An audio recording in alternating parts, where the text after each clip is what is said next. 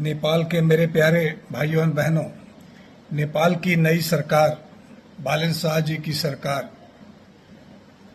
जिस तरह से सूदन गुरुंग जी को गृह मंत्री बनाया, दोबारा उनको शपथ दिलाई और शपथ लेते ही उन्होंने मीडिया में एक वक्तव्य दिया कि राजमहल में जो मासेकर हुआ था, श्री वीरेंद्र वीर विक्रम शाह जी की पूरे परिवार की जो हत्या हुई थी 2058 में 19 गते ज्येष्ठ, उसकी वो इंक्वायरी कराएंगे। देखिए, परिस्थितियों को देखिए। रवि लामे छाने जी दिल्ली आते हैं, दिल्ली में बहुत से लोगों से मीटिंग करते हैं, सरकारी स्तर पर और पार्टी स्तर पर, अमेरिकन एम्बेसी स्तर पर मीटिंग होती है। रवि लामे छाने जी के काठमांडू जाते ही सूदन गुरुंग जी को दोबारा गृह मंत्री बनाना और गृह मंत्री बनते ही तुरंत उन्होंने 2058 संवत में जो राजमहल मासेकर हुआ था, परिवार की पूरी हत्या हुई थी, उसमें इंक्वायरी के लिए जो बात की। देखिए, ये दाल में कुछ काला लग रहा है, हमें तो पूरी दाल ही काली लग रही है। आपको याद होगा तीन कुने की घटना जो चैत 15 गते हुई थी, उसमें भी तमाम पुलिस का अत्याचार हुआ था। राप्रपा के और भी विरोधी दल के कई नेता गिरफ्तार हुए थे और उस समय भी बालन शाह जी ने श्री ज्ञानेन्द्र वीर विक्रम शाह जी के ऊपर पेनाल्टी, लाखों की पेनाल्टी लगाई थी और ओली की सरकार भी उनको उस समय बदनाम करने का प्रयास किया था, उनके ऊपर आरोप लगाने का प्रयास किया था।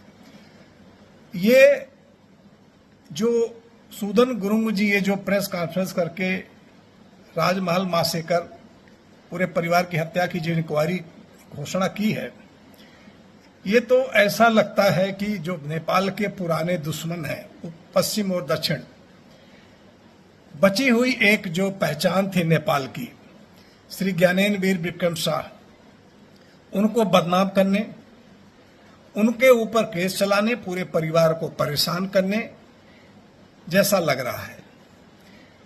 देखिए, जो हत्या का जो मेन जिम्मेदार था उस समय की सरकार और नेपाली आर्मी, प्रज्वल शमशेर जबरा ने जिस तरह से सब कुछ किया, हत्या करवाई और भाग के जाकर के अमेरिका में बस गया। और सबसे बड़ी बात, वो हत्या के बाद नेपाल से दो कांग्रेस के दो ग्रुप के लोगों को बुलाता है। एक प्रहलाद हुमागाई जी हैं, ये नेपाली कांग्रेस सुवर्ण ग्रुप के, और दूसरे नेपाली कांग्रेस से छबिलाल निरौला जी को बुलाते हैं और बहुत खुश होकर के यह शब्द बोलते हैं कि अब ज्ञानेन्द्र विक्रम शाह अपने पिता की चमड़ी खाएं, चमड़ी चबाएं। ये शैतान आर्मी चीफ रहते हुए पूरे परिवार की हत्या करवाता है। अमेरिका, ब्रिटेन, यूरोपियन यूनियन और दक्षिण के कहने पर इस साजिश में सब लोग शामिल थे और उस हत्या के बाद कितना प्रफुल्लित होकर, खुश होकर के नेपाली कांग्रेस के दोनों ने प्रहलाद हुमागाई और छबिलाल निरौला जी से किस तरह से अपनी खुशी का इजहार करता है और यह शब्द बोलता है, मैंने ज्ञानेन्द्र वीर विक्रम शाह जी को इसलिए छोड़ दिया कि अब अपने पिता की चमड़ी चबाएं। ये शैतान जेनजी आंदोलन के समय में अमेरिका से काठमांडू भेजा गया था। सोच लीजिए, जेनजी आंदोलन समय काठमांडू आया और वह एक प्रेस में इंटरव्यू दिया। देख लीजिए ये साजिश कैसे रची गई, ये कैसे हुआ। आप लोगों को इतिहास का पता है, जैसे राणा थापा और राजा के बीच में जो चीजें चल रही थी, ये राणाओं ने राजा से बदला लिया। पहले श्री महेंद्र वीर विक्रम शाह जी को अमेरिका दक्षिण के साथ साजिश के साथ मिल करके मरवाया और प्रजातंत्र और एब्सोल्यूट मोनार्की को समाप्त करके मल्टी पार्टी डेमोक्रेसी और कंस्टिट्यूशनल मोनार्की ले आया। फिर माओवादी आंदोलन करा के इन दरिंदों ने नेपाल में जो मल्टी पार्टी डेमोक्रेसी और कंस्टिट्यूशनल मोनार्की और हिंदू राष्ट्र को समाप्त करवाया, नया संविधान बनवाया और संविधान में नेपाल की आत्मा को समाप्त कर दिया। अब ये नई साजिश आ रही है, बची हुई जिसको कि नेपाल की जनता बहुत चाहती है, प्यार करती है और बहुत ज्यादा उनकी नेपाल के समाज में पैठ है। अब इस अंतिम पिलर को भी तोड़ने की अब साजिश लग रही है। ये जो इंक्वायरी सूदन गुरुंग जी ने गृह मंत्री बनते ही, रवि लामेछाने के दिल्ली से लौटते ही जिस तरह से क्रियाकलाप हुआ है, ये बहुत बड़ी साजिश लग रहा है मेरे प्यारे भाइयों और बहनों। और अंतिम नेपाल के अंतिम पिलर को, जिसको पहले ही साइड में ले जाके खड़ा कर दिया गया है, अब उस पिलर को तोड़ने की साजिश चालू हो गई है। इन लोगों ने 13-15 चैत तिनकुनों की घटना की इंक्वायरी नहीं कराई। राष्ट्रगान बजते हुए सब गोले फेंके गए, कई लोग मारे गए गोली से, पुलिस की गोली से, उसकी इंक्वायरी नहीं कराई। 23-24 भादों जो जनजी आंदोलन हुआ, उसमें कितने लोग मारे गए, विद्यार्थी कितने मारे गए, पुलिस वाले मारे गए, पैरामिलिट्री मारी गई, लेकिन नेपाली आर्मी वहां नहीं दिखी।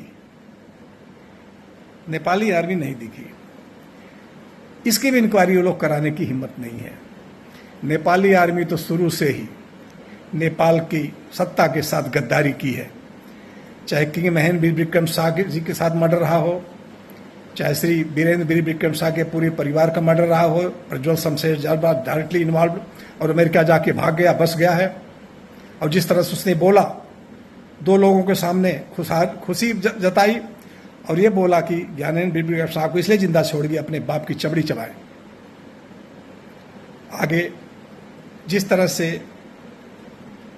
2 समझौते होने के बाद भी प्यार जंग थापा जी के बीच में जो समझौता हुआ multi party democracy constitutional monarchy, राजा और 7 पार्टी अलायंस के साथ, कोई समझौता नहीं माना गया, हिंदू राष्ट्र समाप्त कर दिया गया।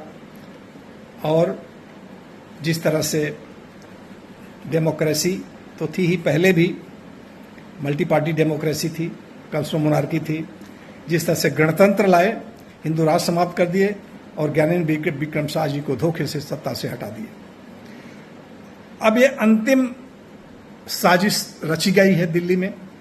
अब ये साजिश में ज्ञानेंद्र वीर विक्रम शाह जी की पॉपुलरिटी से सब लोग परेशान थे और उस पॉपुलरिटी के कारण अब उनको भी विरुद्ध में ये साजिश रची जा चुकी है।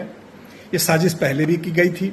उनके ऊपर बालेन शाह जब नगर पालिका अध्यक्ष थे काठमांडू के, तो उनके ऊपर पेनाल्टी लगाई थी, चाहे 15 गते वाले तिनकुने वाले आंदोलन के, और ओली ने उन्हें बदनाम करने की उसमें केस चलाने की कोशिश की थी। नेपाल के मेरे प्यारे भाइयों और बहनों, राजमहल हत्याकांड 2058 में 19 गते ज्येष्ठ में हुआ था, उसकी इंक्वायरी है, कोई ईमानदारी से इंक्वायरी नहीं होगी, क्योंकि अगर नेपाली सरकार करना चाहती थी तो अमेरिका में जो बसे उस शैतान को, प्रज्वल शमशेर जबरा को अमेरिका से बात करके नेपाल लाना चाहिए, उसकी गहन पूछताछ करनी चाहिए। और आज भी वो राष्ट्रपति जो उसमें का गृह मंत्री था, अभी राष्ट्रपति बना बैठा है, उसे ही पूछताछ करनी चाहिए। क्योंकि जीपी कोइराला के साथ कोइराला परिवार, चाहे सुजाता कोइराला हो, चाहे कोइराला परिवार के और लोग हों, ये लोग भी हमेशा साथ दिल्ली आते थे। मैंने मिला हूं जीपी कोइराला से एक बार, एम्बेसडर होटल दिल्ली में। इन लोगों के साथ हमेशा देखता था। इनको परिवार के एक ही लोग हैं, इनको भी पता होगा इस सब बारे में। सारे लोगों को पार्टी बनाया जाए और प्रहलाद हुमागाई और छबिलाल निरौला जी के सारे जो उनका जो स्टेटमेंट है, उस पर भी इंक्वायरी की, अगर इंक्वायरी होती तो कायदे से, ईमानदारी से इंक्वायरी हो। America, Britain, European union, Vatican और दिल्ली का रोल उसमें की डिटेल इंक्वायरी हो। मेरे प्यारे भाइयों और बहनों, ये शंका हुई है कि दिल्ली से जाते ही, रवि लामेछाने के दिल्ली से जाते ही, यहाँ तमाम मीटिंग करने के बाद वहां जाते ही ये जो घटना घट रही है, शंका होती है कि अंतिम पिलर को गिराने की तैयारी हो चुकी है। नेपाल के द्रोहियों ने, नेपाल के दुश्मनों ने साजिश रच चुकी है। मेरे प्यारे भाई बहनों, आज इतना कहना था। जय नेपाल, जय भारत, नमस्कार, धन्यवाद।